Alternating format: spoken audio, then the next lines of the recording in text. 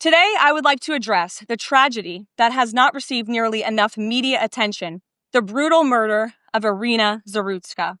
Here are the facts that many outlets have shamefully and intentionally failed to report until President Trump drew attention to it. On August 22nd, Iryna Zarutska was stabbed to death on the rail system in Charlotte, North Carolina, by a savage career criminal. This is a public transportation system that many in the area use every single day to go to school and work. Iryna was on the train that night traveling home from her job at a pizzeria, still in uniform from her shift. This beautiful, innocent 23-year-old young woman was a Ukrainian refugee who had recently fled her country for a chance at a safer life and a promising new beginning here in the United States of America.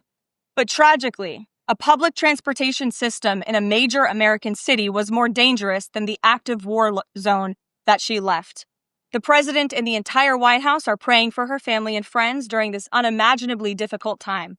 But while we extend our thoughts and prayers, we must also seek justice for this crime and call attention to this heinous incident. Surveillance video of the killing was finally released to the public this past Friday. It shows the alleged killer, Decarlos Brown Jr., pull out a knife, get up from his seat behind Iryna, and prepare to thrust a blade into her neck before the released footage gets cut. This is pure evil on full display. The most enraging and unacceptable part of this story is that her death was entirely preventable. Decarlos Brown never should have been on that train that night.